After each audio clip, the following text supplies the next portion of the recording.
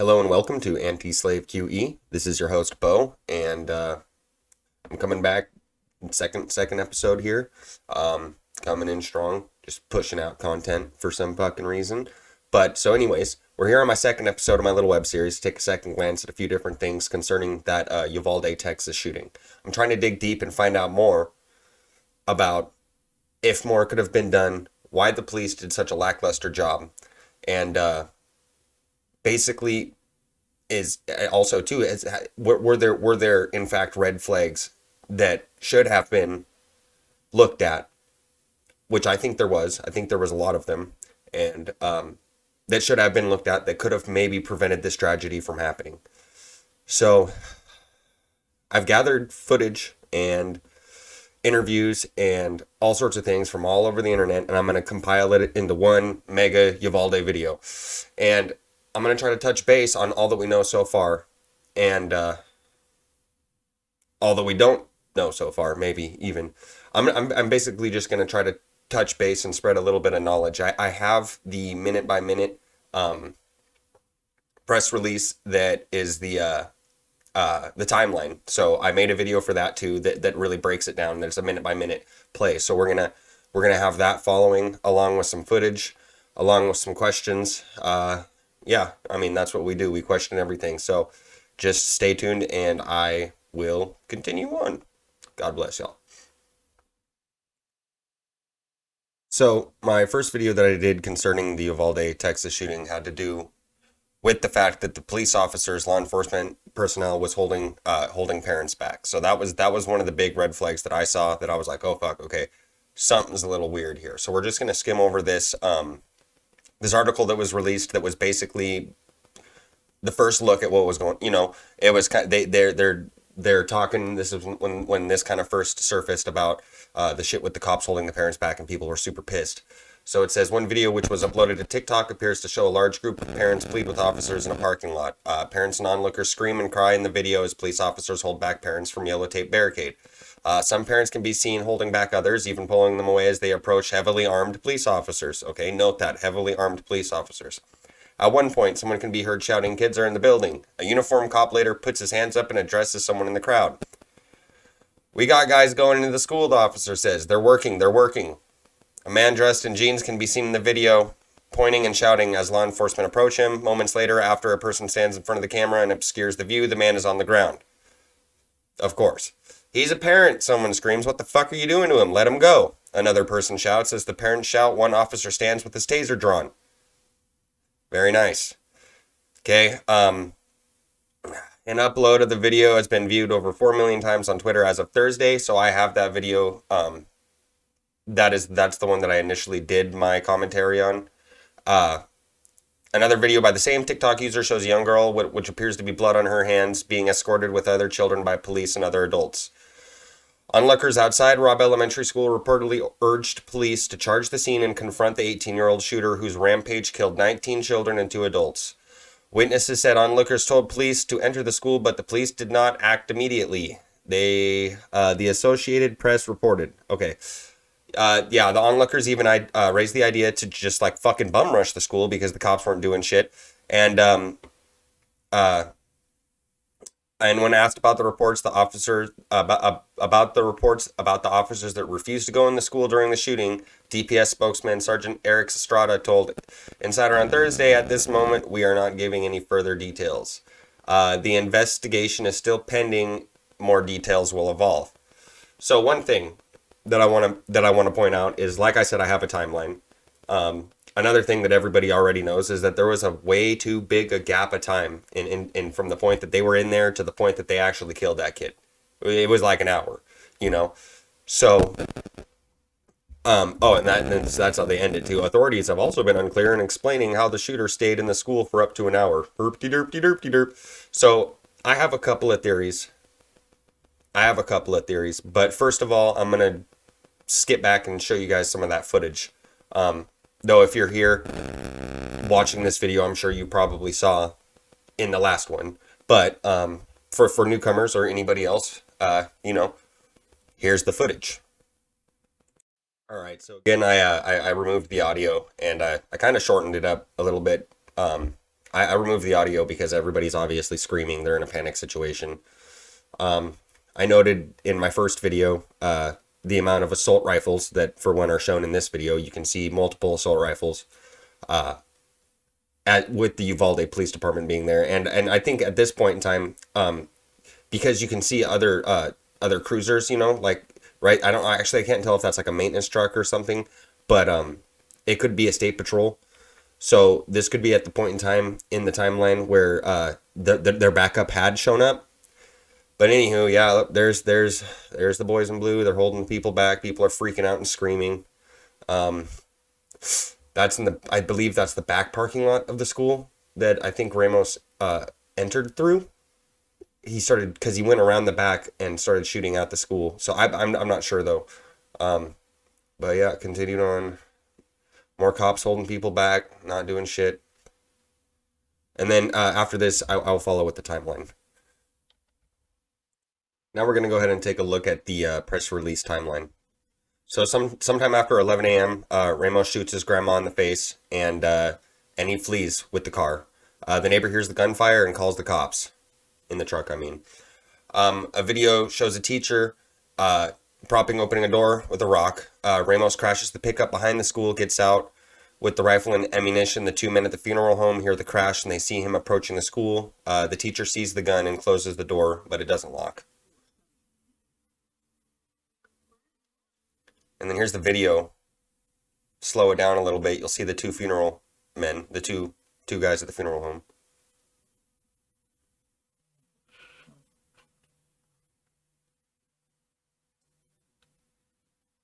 There they are.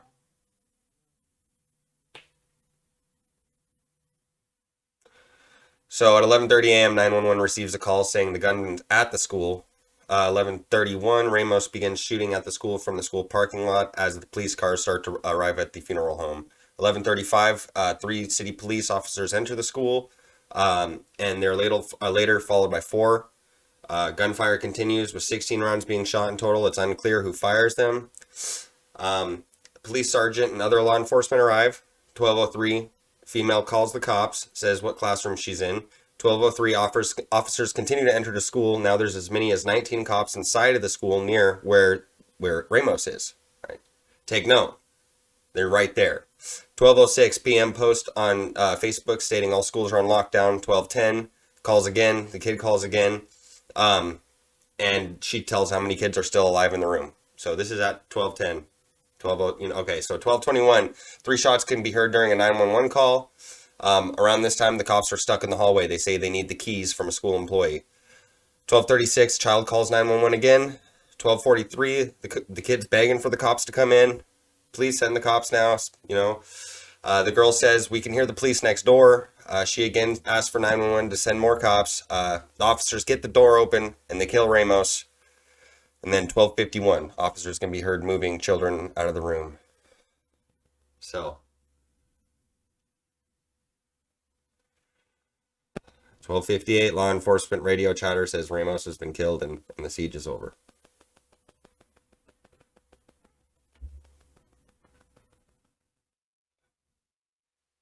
Now, this timeline can be a little bit unnerving, especially since now we know how long the police were actually inside of the school before any action was taken. And now that's not to say, because I did read in one spot that they said that they were locked inside of inside of the hallways and they couldn't get out. They needed keys. I don't really understand all that, being as I don't know why I mean, unless Ramos had locked. Well, of course Ramos locked the door. However, I just don't understand what's up with that giant time gap. So it was he was starting shooting at the school at 11:31 a.m. He wasn't apprehended, or not even apprehended, but he wasn't taken down until 12:50, So that's a long time. So I want to point another thing out, though, because this new footage has surfaced up onto the internet of a little girl coming out, and I read in one article that she was approaching officers, and you can hear people chatting over a radio, right? And once you can hear what's going on over the radio, someone saying they shot a kid, right? And as soon as the people notice that they're transmitting what they're saying over the radio, they turn it down. So that's one point that you could look at and be like, okay, maybe the reason they had such a they did such a lackluster job, maybe did the Uvalde police get in there and shoot the wrong person? Did they go in there and shoot a kid? Because somebody came out and over the radio it says they shot a kid. There's only one shooter. But so, and honestly, all the Uvalde police has to do is release their body cam footage. And you can't tell me that none of those cops had a fucking body cam footage that with like 19 cops inside of there, and not one of them had body cam going. They're refusing to release it. So what follows is going to be that little snippet of the kid coming out of the school and then the radio chatter. Recording a clip of an adult being told by a child that they had been shot. Now, according to this individual, that was part of radio traffic of Customs and Border Protection. It is unclear why that would be on the radio traffic between CBP agents, but the individual who recorded the video said as soon as agents realized he could overhear, they turned down that video. Now, that radio call. Now, before we show you this video, we want to warn you that this could be very difficult for some of our viewers to watch. Are you in there? We got shot. Where? A kid got shot? They shot a kid? All right, back to it. So, after seeing that, you can clearly hear in the recording the adult saying they shot a kid. Okay? There's 2 points right there where shit's just a little weird and doesn't make sense. The first one being how long it took for them to get into that building or into that room, more specifically. And now the second being that we have a kid coming out saying she's been shot, an adult repeating, they shot a kid, and then radio chatter getting turned down. As the anchor stated, like, why was that even? So this must have been at a point in time after they got inside of the school, because according to the timeline, when they get into the school, and then other authorities start to arrive, including the state patrol people, and I believe that is maybe who was there talking and said they shot a kid. I'm not sure. I'm not entirely sure, but that's just another little weird point right there. And maybe it was that they got in there and then they got shot at, and it's because it said officers had grazing wounds, so maybe they fell back. But I mean, if that's the case, whatever officer was in there and got shot at and was like, we need to fall back, it's a fucking pussy. But excuse me if I'm wrong and if I offend anybody, but in my opinion, if you sign up to be a police officer or a soldier or something like that, at that point, like, man, you know what you're signing up for, I'm not saying it's right, but you know what you're signing up for, and they didn't do shit. Come on now. Okay. And next, I want to make a couple of points and talk about some red flags. First and foremost, there's a video on Snapchat of Salvador Ramos with a bag of dead cats. That's a red flag. That's scary. So first I'm going to show the video of that. It'll be censored though, so you guys won't see, the dead cats. But that I did find that video. I had to dig deep for it because I found a lot of news articles mentioning it, but I didn't actually find the video. I had to get onto the I had to look somewhere else to find the actual video. So I did, and I found the actual video, and that will be what follows.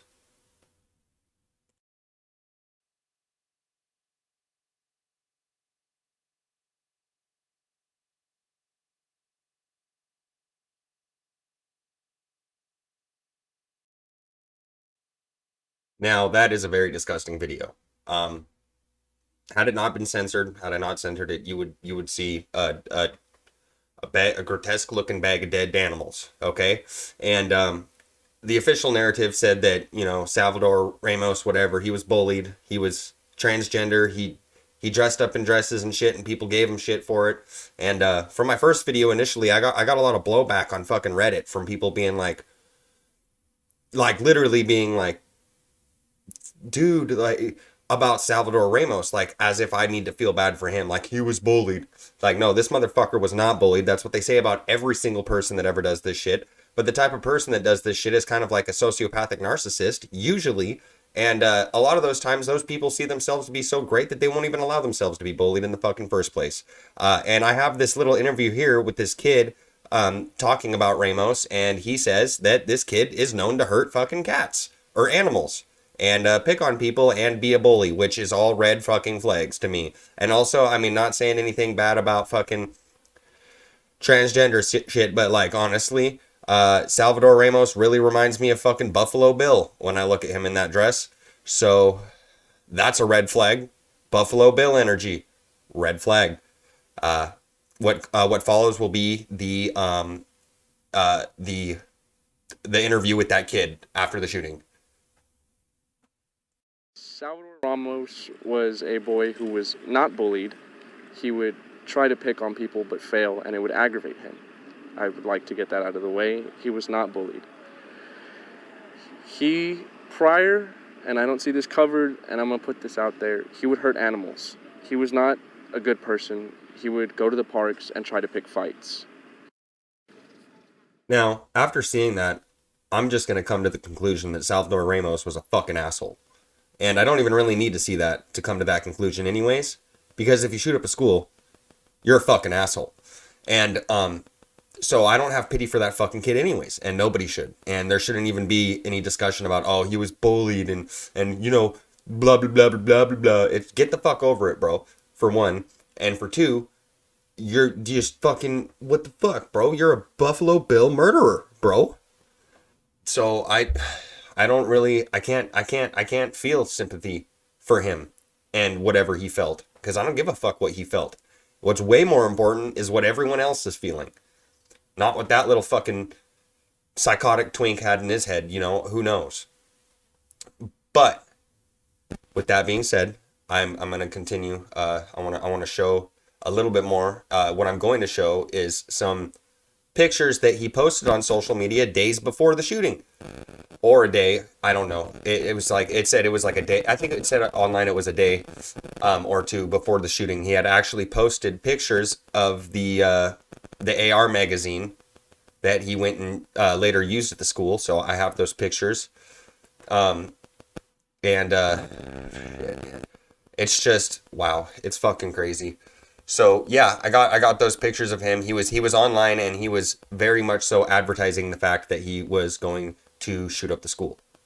I mean, there was fucking red flags. There's red flags everywhere, okay? Dude has dead cats. Dude's posting fucking pictures of him with guns on social media, and somehow nothing happens from this. Nobody stops it. So I got to tell you guys a little story here, because it pertains to this situation somewhat, but it's a personal thing that's happened to me in my life. So I live in Washington, but when I was a kid, and on Facebook, and just being who I was, a child, you know, I posted some lyrics by Brother Lynch Hung. And if you know who Brother Lynch Hung you'll know that his lyrics are all generally violent. Okay, I liked the rap music that was violent and dark. I was into Insane Clown Posse, whatever. It was all a phase when I was a child, so I liked it a lot. But I posted a status that had quoted one of his songs, right? And so the quote was violent, right? So the police from my school district ended up taking me out of class while I was wearing some sort of Insane Clown Posse memorabilia, and everybody knows about everything with the Juggalos and how fucking retarded they are. But so not only did they bring me in there to make sure I was okay and be like, hey man, are you planning on shooting up a school or something? Because you posted one thing on Facebook. It was one fucking post, and they were on my shit. And then on top of that, so they investigated me for that, for my Facebook post. They couldn't find the song on the internet with the lyrics, so I had to get onto my Zune and give the police officer my earbud at the time and search up the song and then find the lyrics and be like, okay, here, you can listen to it, read my Facebook post. I didn't come up with this. And at that point, they were like, okay, but, you know, I had been wearing an ICP shirt, so then I got put down as a fucking gang member, which is ridiculous because I'm fucking harmless. And I now, at 26, I weigh like $150 soaking wet. Then, shit, bro, I probably, oh, God, harmless. Couldn't hurt a fucking fly. But anywho, what follows will be some of those pictures that I was talking about. Here you go.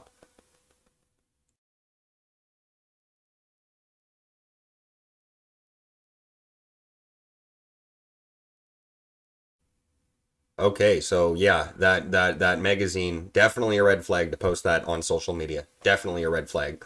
Another thing that I want to talk about is uh, in 2018, Uvalde police arrested two teens for plotting a Columbine-style mass shooting at the middle school, right?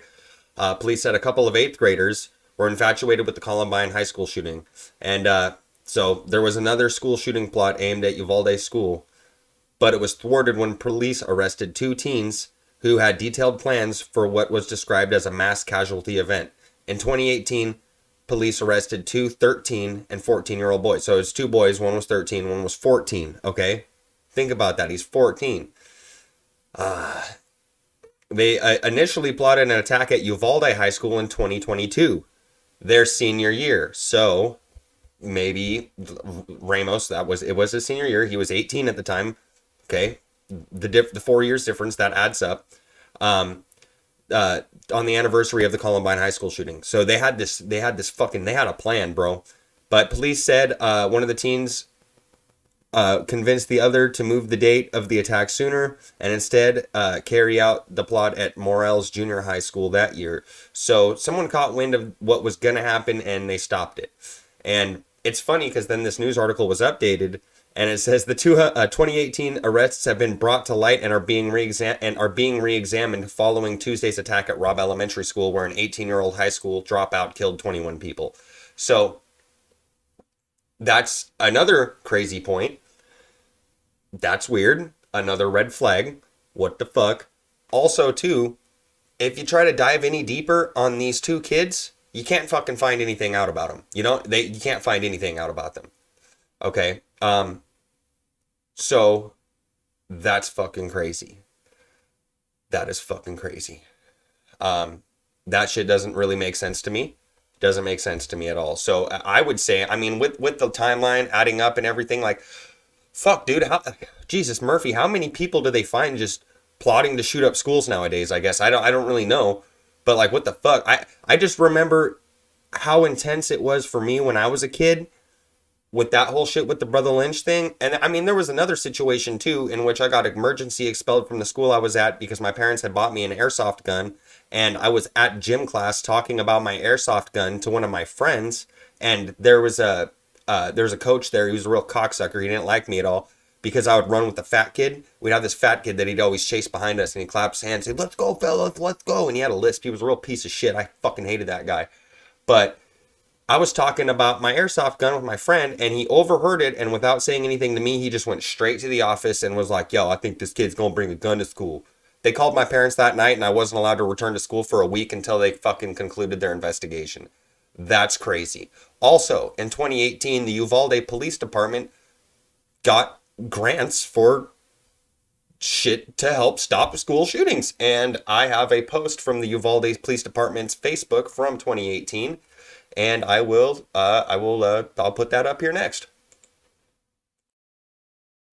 Okie dokie. So here we have the post that reads the following. It says, the Uvalde Police Department is pleased to announce that we have completed the process and been awarded grant funds through the Office of the Governor to outfit every Uvalde police officer with level 4 body armor. This important piece of legislation provided funding to equip police officers with body armor rated to stop rifle rounds. In 2017, Senate Bill 12 was passed into law. The $23 million rifle-resistant body armor grants were awarded to 453 jurisdictions around the state. Thanks go out to those who supported Senate Bill 12 and everyone who supports those who work to keep us safe. Blue lives matter, but evidently the children's don't because, yeah.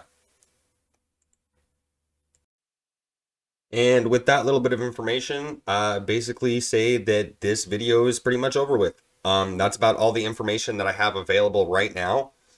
Those are all the little points in which I was like, okay, something here is a little fucked up, and I just kind of, I see all of this information in different spots fucking scattered, and the videos are scattered, and it's like, okay, so yeah, we know that he kills cats, but where's the proof? And, and a lot of other things, and more and more shit is coming out. More and more shit is coming out about him not treating women correctly, not treating animals correctly. And another thing too that I want to get out of the way is that I have no problem whatsoever with any guys wearing dresses. All right, I commend you if you're a dude and you wear a dress. I don't hate on it. I'm not hating on it. I'm just saying that Buffalo Bill energy freaks me out. I don't get Buffalo Bill energy from every time I see a man in a dress, but I definitely got it seeing Salvador Ramos in the dress. I don't know, maybe if it's because I already know he's a serial killer, but I don't know, it just fucking freaked me out. So, anyways, I got the timeline, showed y'all the timeline, I showed y'all the footage that I can find.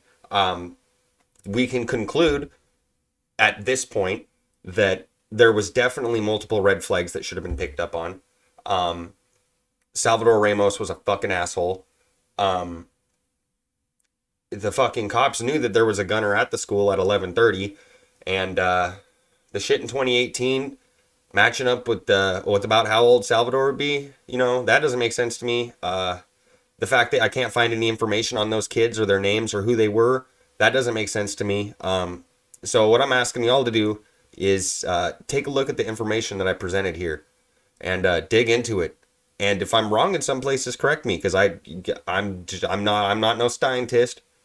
I'm just an average everyday guy, and I'm trying to take a look at some shit that I think is fucked up and maybe do something about it, steer some opinions. All right, I got a lot of backlash for that first video about Uvalde. So hopefully it's better. But this one, I got a little bit, I got more information, and it's not just me super fucking stoned ranting and yelling about the fact that I'm super pissed off there was another school shooting. So yes, with that being said, God bless everybody, and always remember to question everything. I'm out.